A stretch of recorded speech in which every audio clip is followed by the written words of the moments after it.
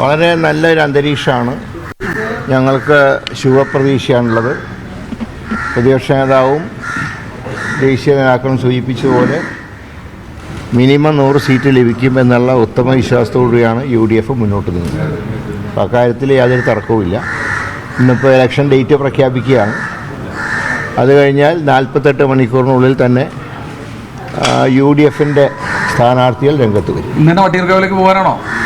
ഞാൻ അവിടെ തന്നെയാണ് കുറേ ദിവസമായിട്ട്. ഞാൻ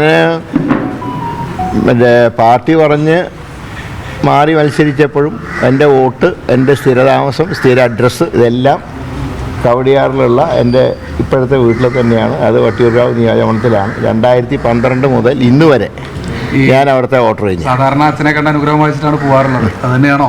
തീർച്ചയായിട്ടും മാതാപിതാക്കളുടെ ആത്മാവിൻ്റെ അനുഗ്രഹം ഉണ്ടാവണം. അതിനു വേണ്ടിയിട്ടാണ് ഇവിടെ വന്നത്. പിന്നെ മലയാള മാസം 1-ാം തീയതിയാണ് ഗുരുവായൂർ ദർശനം.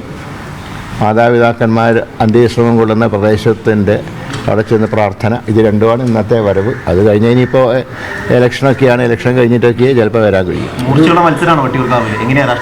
അല്ല, വട്ടിയൂർക്കാവിലെ ഒരു സാധാരണ രീതിയിലൊരു ശക്തമായ ത്രികോണ മത്സരം വരേണ്ടതാണ്. പക്ഷേ ഇത്തവണ മുരളീധരനെ തോൽപ്പിക്കുക എന്നുള്ള BJP അജണ്ട വെച്ച് നോക്കുമ്പോൾ UDF LDF മത്സരമാവാനാണ് സാധ്യത. ഞാൻ ആരെയും വില കുറച്ച് കാണുകയല്ല. ഒരു പാർട്ടിയുടെ നയം ഒരു പ്രഖ്യാപിച്ചല്ലോ. മുരളീധരനെ എന്ത് വില കൊടുത്തും തോൽപ്പിക്കുക എന്നുള്ളതാണ് ഞങ്ങളുടെ നയം എന്ന് പറയുമ്പോൾ അവിടെ സ്ഥാനാർത്ഥിക്ക് പ്രസക്തിയില്ലല്ലോ. സ്ഥാനാർത്ഥികളെല്ലാം ഞാൻ തുല്യ നിലയിൽ തന്നെയാണ് കാണുന്നത്. ഞാൻ ഒരിക്കലും ഒരു തെരഞ്ഞെടുപ്പിലും എതിർ സ്ഥാനാർത്ഥികളെ ഞാൻ വില കുറച്ച് കണ്ടിട്ടില്ല.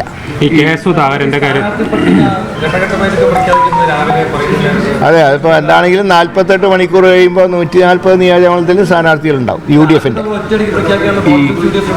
അങ്ങനെയല്ല, അതൊക്കെ ഓരോന്ന് ചർച്ച ചെയ്തിട്ട് വേണം തീരുമാനമെടുക്കാൻ. പല ഘടകങ്ങളും ചർച്ച ചെയ്യേണ്ടി വരും. അങ്ങനെ എല്ലാം ചർച്ച ചെയ്തിട്ട് തിരക്കിട്ട് പ്രഖ്യാപിക്കേണ്ട കാര്യമില്ലല്ലോ. ഇപ്പോൾ കഴിഞ്ഞ ലോക്സഭയിൽ എല്ലാവരും പ്രഖ്യാപിച്ചു കഴിഞ്ഞിട്ടാണല്ലോ ഞങ്ങൾ പ്രഖ്യാപിച്ചത്. പക്ഷേ UDF ആണല്ലോ കൂടുതൽ സീറ്റ് കിട്ടിയത്.